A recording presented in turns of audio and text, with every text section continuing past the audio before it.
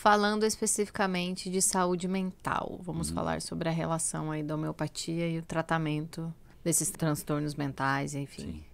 É muito comum, né? Hoje em dia, as queixas mentais, eu acho que mais de 50% do consultório é queixa mental. Exemplos. A nossa querida ansiedade, né? E a depressão também, os transtornos obsessivo-compulsivo, até as doenças mais graves, né? As psicopatias mais profundas. O pessoal procura muito a homeopatia no sentido de que são tratamentos que geram uma certa aversão a eles, assim. É comum o paciente, eu não quero tomar o remédio. Vê uma tarja preta lá, eu não quero tomar tarja preta. E acaba buscando a homeopatia como uma alternativa. Mas é sempre como vale para os transtornos mentais e vale para tudo, é importante entender que os nossos objetivos são outros, né? Quando a gente trata um transtorno mental através da alopatia, mesmo que seja um transtorno mental, ainda se trata o diagnóstico, se trata a doença de uma maneira física, através do neurotransmissor e tal. Apesar de ser mental, mesmo assim na alopatia se trata a doença ao invés da totalidade. E na homeopatia, essa necessidade, a gente falou disso também no episódio das doenças crônicas lá, que a gente falou de pressão e tal, que às vezes o paciente vem querendo trocar o remédio, e na homeopatia a gente não tem essa possibilidade de tratar aquela psicopatia diagnosticada com remédio equivalente na homeopatia. Então isso nunca vai acontecer e nos transtornos mentais não é diferente. Mas você ter a possibilidade de tratar uma doença como essa, dentro de um contexto de totalidade, tentando encontrar as raízes do problema, eu acho que é uma grande vantagem. Dentro dos transtornos mentais, da própria psiquiatria, é bem mais comum o médico ter essa visão de entender as raízes, né?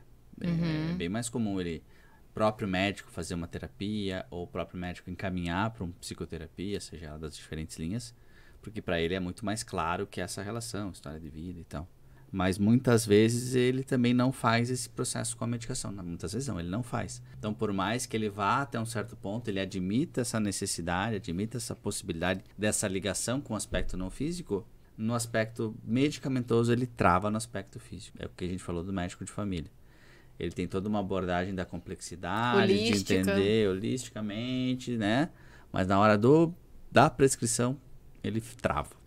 Então a homeopatia, ela é uma possibilidade de agir além dessa primeira camada e tentar entender e favorecer o paciente a encontrar aquelas raízes do problema. Porque eu leiga falando, né? Eu acho que nem sempre o paciente chega até você identificando que ele tem problema de ansiedade, que alguma coisa tá fora ali do Esse é um equilíbrio. segundo perfil. Às vezes ele já vem do psiquiatra com diagnóstico, ele não quer tomar remédio. Ou às vezes ele vem antes do psiquiatra porque não quer ir no psiquiatra, porque acha que é um médico de louco, vai internar, não sei o quê. E vem no homeopata falando o que ele sente. E daí entra um aspecto que é esse termo mesmo, né? O que é ansiedade? Eu sempre pergunto isso. Eu penso, eu tenho ansiedade.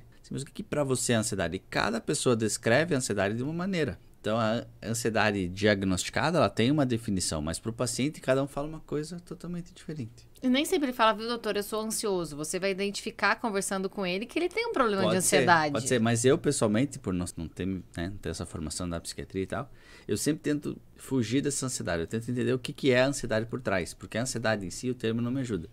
A gente parte daquela premissa assim, a ansiedade você sofre pelo futuro, o que vai acontecer, e a depressão você sofre pelo que aconteceu, né? Para mim, eu paro aí. Agora, o que mais que é ansiedade para o paciente? Porque às vezes ele descreve a ansiedade como a somatização. Então, a ansiedade é porque eu tenho palpitação, que eu estou nervoso, eu tremo. É um conjunto de sintomas que é diferente em cada teoricamente paciente. é uma angústia, né? A angústia é tipo ansiedade com sintoma. Aí às vezes não, eu fico pensando no futuro toda hora, fico com medo de doença, fico com medo de perder dinheiro, fico com medo... É ansiedade, mas essa modalização da ansiedade para nós que é mais importante.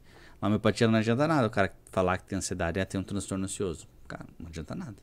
Você precisa entender o que individualiza a ansiedade dele em relação às outras pessoas, né? E aí o tratamento, claro, convencional difere muito do tratamento pela homeopatia nesses casos de... O tratamento difere muito, né? A abordagem, como eu falei, talvez seja das especialidades que não difere tanto. É provável que o psiquiatra queira entender as histórias e tal, mas o tratamento, como sempre, como todas as outras, difere muito. Uma medicação ultradiluída, nós voltamos lá para a base de tudo, que é a base da homeopatia, que é a ideia do vitalismo. A ideia de que a gente tem uma força vital que nos organiza em todas as esferas, inclusive na mental e emocional. E é sobre essa força que a homeopatia, o medicamento ultradiluído, escolhido individualmente para cada paciente, é nessa força que ele procura agir. Então, totalmente diferente do que o psiquiatra faz, assim, né? Já começa diferente na base. É muito comum que o paciente venha não só no transtorno mental, mas em mais diversas doenças buscando um alívio. Eu acho que ele está certo nesse aspecto. Mas a homeopatia não necessariamente busca que o remédio seja o alívio para ele. Isso é muito forte nos transtornos mentais. Então ele está lá ansioso, preocupado. Doutor, eu preciso de um remédio para me deixar mais tranquilo, para me acalmar. É justamente isso que a gente não quer que aconteça.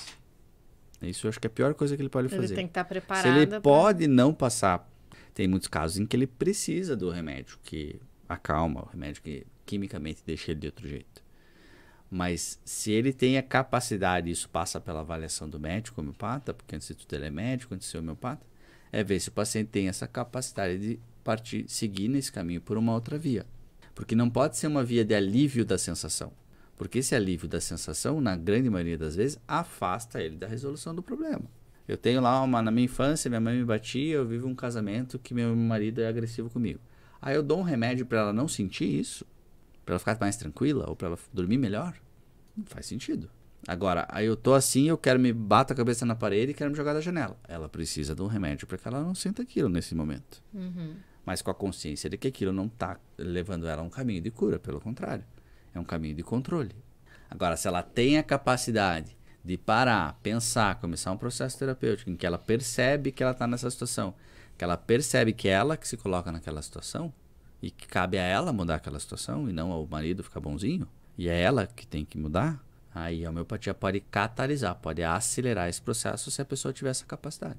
Tem casos de paciente que você fez o tratamento, acompanhou o tratamento e orientou para que esse paciente fizesse também um acompanhamento com psicólogo? Muitos, vários. Talvez não com psiquiatra também. Não, com psiquiatra. Você tem que chegar e falar, ó, você não está no momento para usar homeopatia só, você não pode. Você precisa a gente precisa caminhar junto com o psiquiatra nesse momento. Ah, mas eu não quero aquela história da autonomia do paciente. A gente tem que fomentar ele de informações para que ele decida. Agora, tem momentos que o paciente precisa do remédio do psiquiatra. Mas dependendo do caso, mesmo ele falando que não vai seguir um tratamento com o psiquiatra, você continua o tratamento com ele, sabendo não, eu sempre vou continuar. Ele entende os riscos, ele aceita o risco, você Sim. apresenta para ele todas essas informações? Tem alguns casos que, se ele der pela lei, assim, a gente não pode, por exemplo, deixar o paciente embora do consultório. Se ele fala para você na tua frente no consultório, eu vou me jogar do prédio, esse paciente não pode sair do consultório. Mas isso é raro de acontecer, pelo menos na minha prática, não recebo casos assim. Mas eu não posso deixar ele, tipo, não, então beleza. Foi pensando aí ele nisso. se joga da janela, aí pega no prontuário, o paciente falou o que é se jogar, aí você deixou ele embora, não pode. Principalmente pronto atendimento, vamos dizer assim, lá na UPA. Nossa. Se ele fala isso, a conduta é que esse paciente vá direto para uma avaliação psiquiátrica de urgência ou o hospital de dia fica internado. Mas não é muito a nossa vivência na homeopatia. Mas enfim, não tem uma triagem até chegar a você. Você não sabe não história do paciente. Quando ele abre a porta, ele senta na sua frente. Pode ser que isso aconteça. Comigo, pessoalmente, nunca aconteceu. Mas pode ser. Pode ser que aconteça. Falando da medicação em si, dos remédios, como que eles são selecionados na homeopatia, dentro do método Kiron, para tratamento aí, falando em saúde mental? A gente vai partir da premissa que a gente trata o todo, então a seleção ela é muito parecida com o resto. Ela não difere do ponto, eu seleciono no transtorno mental de um jeito e na pneumonia de outro. Não, vai tratar igual. É óbvio que nos transtornos mentais a gente tem algumas questões que muitas vezes, dependendo do grau do problema, pode ser que a informação tenha que vir de outra pessoa. Né? Então, às vezes a esposa passa as descrições, a mãe. Então, isso é uma característica que às vezes acontece nos transtornos mentais. Aí você fez a consulta. Às vezes chama antes, às vezes chama conversa junto. Né? Ou às vezes conversa só com a pessoa, o paciente às vezes não vem numa avaliação. Isso às vezes acontece. Mas o método para a gente, especificamente no Kiron, ele vai seguir a mesma régua, mesma questão. Então nós vamos evoluir com tropismo. E como é que fica o tropismo nessa questão do mental? Não tem tropismo. Não tem, mas tem um tropismo mental? Não tem tropismo mental. O eixo do tropismo no método ele se restringe às questões físicas mesmo, somatizadas. Não tem um tropismo mental porque todos os remédios têm um tropismo, uma característica mental. Então, se a gente pode usar um tropismo se ele tiver historicamente um problema de saúde que ele já teve, alguma outra coisa. Aí a gente pode usar, mas pela queixa principal, geralmente são casos sem tropismos. É a temática que mais pesa. A temática é a temática de sempre. E na grande maioria das vezes, pacientes com esse tipo de transtorno têm uma temática vasta, rica, né? É muito comum que haja um contexto para o surgimento desses problemas, né? Muito incomum, eu nunca vi, assim, Na verdade, ninguém tem, né, uma história de vida lisa, sem nada, mas eu digo assim, nos transtornos mentais, quanto mais graves, é muito comum, né, ter uma história de alguma passagem, algum trauma mais grave na vida. Então, esse aspecto da temática ganha mais peso ainda e pode ser complementado daí por alguém que saiba da história, porque às vezes o paciente não está com a capacidade de te falar ali muito certinho, né? Não sabe. E o algoritmo usa igual. Algoritmos igual. É claro que tem uma série de medicações que você sabe que tem sintomas mentais mais comuns, mais floridos, então às vezes isso te ajuda na seleção, mas não do ponto de vista de tropismo, né? Mas na análise do caso. E qual que é a eficácia desse tratamento? Como todo tratamento na homeopatia, ele vai depender muito da resposta que o paciente nos dá. Por isso que muitas vezes a gente pede que o paciente vá para o psiquiatra, porque a gente percebe que ele não tem a vitalidade ou a capacidade de seguir por esse caminho que a gente quer com a homeopatia. Na homeopatia, o paciente assume, e no Kiron, o paciente assume um protagonismo sobre a sua questão. Se o paciente toma o remédio e espera o efeito acontecer, esse efeito não vai acontecer. Se ele toma o remédio do psiquiatra e espera acontecer, esse efeito vai acontecer. Não depende dele. Se ele está com crise de pânico e toma um alprazolam, esse alprazolam diminui a frequência cardíaca, ele passa da crise de pânico. Ele tem que tomar esse remédio na crise de pânico, tá certo? Na homeopatia, se ele está num processo depressivo e tal, se ele toma, não é o remédio que vai fazer com que ele passe. Mas o remédio aí, com uma rede de apoio, seja da terapia, do próprio psiquiatra, se necessário, do que for necessário, tende a catalisar um processo em que ele enxerga as raízes e ele vai saindo disso. Por isso que é muito mais difícil. E tem que ver se o paciente tem essa capacidade. Você explica isso abertamente para ele? Eu sempre faço uma analogia de que a gente pode ir pra praia aqui no Paraná, pra quem conhece. Você pode pegar o carro, vai pela 277, ele antigamente era pedagiada, né? Pedagiada, certinha, asfaltinho, bonitinho, e você chega. Ou você pode ir pela Graciosa. Você vai pela Graciosa, faz um monte de Vista curva. maravilhosa. A vista é bem bonita.